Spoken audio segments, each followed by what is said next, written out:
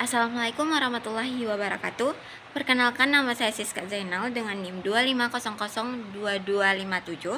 Saya akan membahas dan mempresentasikan tentang komunikasi internal dalam organisasi, melengkapi tugas komunikasi organisasi yang ke individu yang ketiga.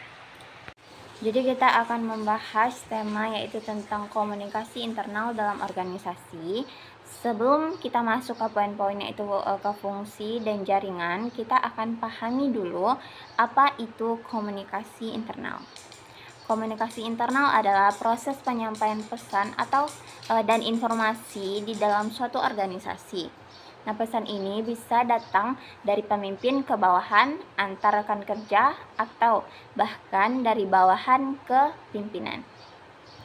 Selanjutnya, jadi setiap pesan yang dikirim dalam organisasi memiliki fungsi tertentu. Yang pertama ada fungsi informasi, yaitu pesan ini berfungsi untuk menyampaikan data, kebijakan, atau keputusan penting. Nah, misalnya itu adalah pemberitahuan tentang jadwal rapat atau peraturan baru. Fungsi yang kedua yaitu fungsi instruksi. Nah, pesan yang bersifat perintah atau arahan kerja dari pimpinan ke bawahan. Misalnya, kepala bagian memberi tugas kepada staf untuk menyiapkan laporan mingguan. Yang ketiga itu ada fungsi motivasi, yaitu fungsi pesan yang mampu menumbuhkan semangat kerja. Contohnya itu ada ketika pimpinan memberikan pujian atas hasil kerja pegawai, itu bisa meningkatkan semangat mereka untuk bekerja. Nah, selanjutnya kita akan membahas fungsi yang keempat. Fungsi yang keempat yaitu fungsi koordinasi. Fungsi koordinasi yaitu pesan yang membantu menyatukan berbagai aktivitas agar semua bagian bekerja dengan arah yang sama. Nah, fungsi yang terakhir yaitu fungsi kendali. Nah, pesan ini digunakan untuk mengontrol perilaku karyawan agar sesuai dengan aturan dan nilai organisasi. Jadi, pesan bukan sekadar kata-kata tetapi alat penting untuk menggerakkan seluruh komponen organisasi. Selanjutnya kita masuk ke poin yang kedua. Pembahasan yang kedua yaitu kita akan membahas tentang jaringan komunikasi formal dalam organisasi. Nah, jaringan komunikasi formal dalam organisasi yaitu ada yang disebut jaringan formal, yaitu jaringan komunikasi yang sudah ditetapkan sesuai struktur organisasi. Ada 3 jenis utama. Yang pertama ada komunikasi vertikal, ada komunikasi horizontal, dan ada komunikasi diagonal. Nah, kita bahas yang pertama dulu, yaitu komunikasi vertikal. Komunikasi vertikal ini bisa berjalan ke bawah dan ke atas. Nah, ke bawahnya itu berarti dari atasan ke bawahan, seperti instruksi kerja, sedangkan ke atas berarti dari bawahan ke atasan, seperti laporan hasil kerja. Nah, komunikasi vertikal ini penting agar pimpinan tahu apa yang terjadi di lapangan dan bawahan dapat mengetahui apa yang terjadi yang harus dilakukan. Selanjutnya kita masuk ke poin yang kedua, yaitu ada komunikasi horizontal. Nah, komunikasi horizontal ini terjadi antar pegawai yang memiliki posisi sejajar. Misalnya, komunikasi antar guru mata pelajaran yang berbeda atau antara kepala bagian yang setara. Tujuannya untuk koordinasi dan agar tidak terjadi tumpang tindih atau kesalahpahaman pekerjaan. Selanjutnya kita masuk ke poin yang ketiga, yaitu komunikasi diagonal. Nah, komunikasi diagonal ini terjadi antar bagian yang berbeda fungsi dan level jabatan.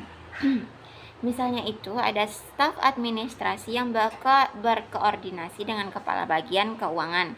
Nah, komunikasi diagonal ini dapat membantu mempercepat arus informasi tanpa harus melewati jalur hierarki yang panjang. Kalau ketiga jalur ini berjalan dengan baik, maka informasi dalam organisasi akan mengalir dengan cepat dan dapat terjadi dengan efektif. Baik, kita masuk ke poin yang selanjutnya, yaitu tentang pentingnya komunikasi internal. Saya dapat 5 poin, yaitu tentang pertama, meningkatkan efisiensi kerja, yang kedua yaitu tentang menumbuhkan rasa kebersamaan, yang ketiga ada mencegah kesalahpahaman, yang keempat ada meningkatkan motivasi, yang kelima ada mendukung pengambilan keputusan. Nah, kita bahas yang pertama, yaitu tentang meningkatkan efisiensi kerja. Komunikasi internal membantu semua bagian dalam organisasi saling memahami tugas dan tanggung jawab masing-masing. Informasi yang disampaikan dengan jelas membuat pekerjaan lebih cepat selesai dan dapat mengurangi duplikasi tugas. Seterusnya juga dapat memperlancar koordinasi antar bagian. Nah, contohnya saja yaitu tentang jika atasan memberikan instruksi dengan baik dan staf melaporkan hasil dengan tepat waktu, maka tidak akan ada pekerjaan yang tertunda. Nah, kita masuk ke pentingnya yang kedua, yaitu tentang menumbuhkan rasa kebersamaan. Menumbuhkan rasa kebersamaan ini yaitu tentang ketika komunikasi dalam organisasi berjalan lancar, hubungan antar pegawai menjadi lebih akrab dan saling mendukung. Mereka merasa menjadi bagian dari satu tim yang memiliki tujuan yang sama. Contohnya, jika kegiatan rapat, diskusi, kelompok, atau bahkan obrolan ringan di ruang kerja bisa mempererat kerja sama dan rasa saling percaya. Nah, yang pentingnya yang ketiga yaitu mencegah kesalahpahaman. Nah, itu adalah salah satu penyebab utama konflik di tempat kerja adalah miskomunikasi. Dengan adanya komunikasi internal yang baik, maka setiap pesan atau instruksi bisa dipahami dengan benar.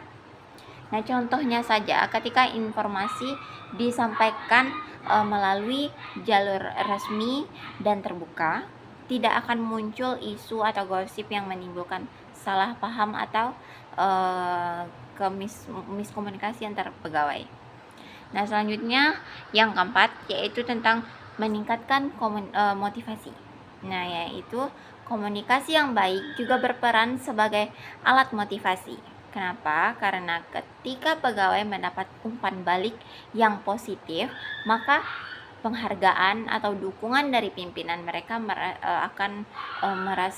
karyawan akan merasa dihargai dan sangat dalam semangat bekerja akan meningkat. Nah, misalnya itu ada seorang atasan yang selalu memberikan memberikan arahan dengan sikap positif akan menemukan semangat timnya untuk terus bekerja dan berprestasi. Yang kelima itu adalah mendukung pengambilan keputusan. Nah, yaitu komunikasi internal memungkinkan pertukaran informasi dari berbagai bagian organisasi. Dengan begitu, pimpinan dapat mengambil keputusan berdasarkan data dan masukan yang lengkap. Nah, contohnya seperti apa? Contohnya itu saat ingin membuat kebijakan baru, pimpinan itu bisa meminta laporan atau masukan dari tiap divisi melalui komunikasi internal yang efektif. Nah, jadi setelah kita mengetahui tentang apa tadi pentingnya komunikasi internal dalam organisasi, selanjutnya kita akan membahas strateginya lagi ya. Yang pertama tadi ada strategi komunikasi terbuka. Nah, itu adalah organisasi perlu menumbuhkan budaya di mana setiap orang merasa bebas mengungkapkan ide, saran, atau kritik dengan cara yang sopan. Nah, komunikasi terbuka menciptakan kepercayaan dan mengurangi jarak antara atasan dan bawahan. Nah, antara pimpinan dan karyawan. Contohnya itu adalah pimpinan yang mau mendengarkan pendapat pegawai akan menciptakan lingkungan kerja yang harmonis. Nah, yang kedua yaitu gunakan teknologi komunikasi. Di era digital ini, saat ini tuh teknologi menjadi alat penting untuk memperlancar komunikasi internal. Nah, penggunaan aplikasi seperti Google Meet, ada Microsoft Teams atau WhatsApp Group kerja membantu mempercepat pertukaran informasi, terutama untuk organisasi besar yang memiliki banyak cabangnya. Nah, strategi yang ketiga kita dapat mengadakan rapat rutin dan evaluasi. Melalui rapat rutin, pimpinan dan pegawai bisa berdiskusi langsung mengenai masalah atau mendapatkan ide-ide baru. Nah, evaluasi bekerja juga penting untuk menilai apakah sistem komunikasi berjalan sudah efektif atau perlu perbaikan. Contohnya itu ada rapat mingguan yang membahas perkembangan pekerjaan bisa mencegah kesalahpahaman. Yang keempat, poin yang keempat yaitu adalah umpan balik konstruktif, yaitu umpan balik yang membangun atau bukan menyalahkan, yang membuat pegawai merasa dihargai. Komunikasi dua arah yang mengandung feedback atau positif membantu memperbaiki kinerja dan membangun hubungan baik antar anggota tim. Nah, strategi yang kelima yaitu komunikasi dua arah. Komunikasi dua arah, komunikasi yang baik bukan hanya dari atasan ke bawahan saja, tapi juga sebaliknya, yaitu dari bawahan ke atasan. Ya, pegawai juga harus diberi ruang untuk memberikan pendapat. Nah, hal ini menumbuhkan partisipasi aktif dan rasa tanggung jawab dalam setiap pekerjaan. Jadi itu adalah strategi-strategi yang dapat saya jabarkan, yaitu tadi ada 5 ya. Jadi strategi menjaga komunikasi internal bukan hanya sekadar alat, tetapi juga merupakan budaya yang harus terus dibangun. Dengan komunikasi yang sehat, organisasi lebih solid, efisien, dan produktif. Baik, selanjutnya kita akan membahas tentang sedikit kesimpulan tentang materi kita hari ini. Setelah pembahasan materi-materi yang di atas tadi, apa saja, yaitu tentang komunikasi internal, yaitu saya memberikan sedikit pengertian. Selanjutnya tentang fungsi pesan. Selanjutnya juga ada penting dan jangan lupa juga strategi, yaitu strategi yang kita bahas terakhir tadi. Nah, selanjutnya itu baik, untuk menutup presentasi, izinkan saya menyampaikan beberapa kesimpulan penting dalam materi komunikasi internal dalam organisasi. Setelah kita tadi banyak membahas bersama tentang bahwa komunikasi internal bukan hanya sekadar komunikasi berbagi informasi, tetapi merupakan urat nadi dari kehidupan organisasi. Itu akan dapat menjalankan organisasi yang baik ya mungkin.